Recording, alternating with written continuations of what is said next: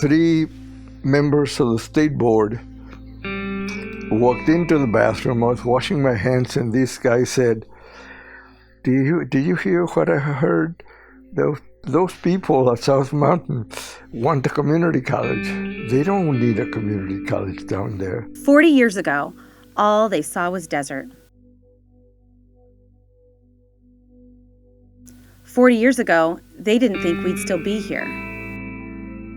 The set, when they built it, they used temporary walls so it could just collapse in case the college didn't make. 40 years ago, they didn't think our community needed access to higher education. A group of people went to the district to get this college started.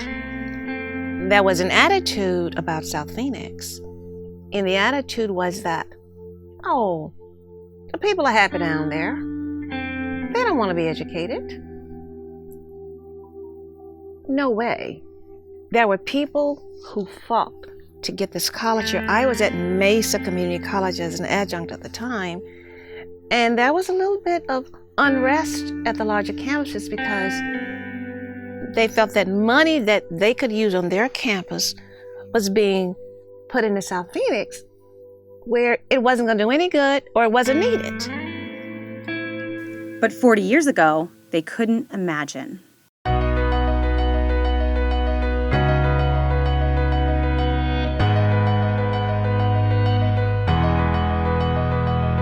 It's time for us to tell the history of South Mountain Community College. It's time for us to reclaim the history of South Phoenix. It's time for us to celebrate our ancient heritage. It's time for us to defend our significance. From our agricultural roots, citrus trees, and flower gardens. Well, we were going to call it Citrus College initially. Yeah, because of the orange trees. There were a bunch of orange trees. And that was a big discussion. And then we decided to go to South Mountain because we needed to build up the area, and this would be helpful to the area. But Citrus College was one of the keys that we talked about, one of the names that we talked about. I started growing flowers, vegetables when you moved, got out of the camps. And my neighbor, Kishamas, started growing a few acres of flowers. And it looked pretty good to me, so I started growing flowers. And I had some friends that were in the flower business, and they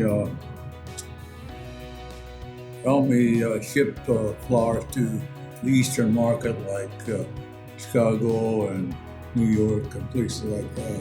And it grew from there, where there was about 7 of us growers along Baseline Road. We were up here near Baseline Road because up close to the mountain, it's kind of a thermal belt. The warm air would drain down from the top of the mountain and down, and it kept a little warmer here. To bare land, trailers, and borrowed spaces. The first day I got here, again, we're in trailers. And I'm saying, where are we going to hold classes? The church. Okay.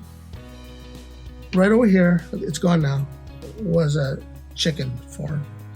And it stunk to high heaven. Okay, so that's one challenge. And then there was no air conditioning in the church. This is October in Arizona. It's hotter than hell. So they bring in these huge fans, and you had to shout to be heard because they made a ton of noise. I mean, I speak very loud when I teach, or I used to teach. I don't think they heard me. We started in collapsible buildings. Now we have global influence. SMCC, born of community, anchored in our community, honoring our community. Humble origins, heroic legacy.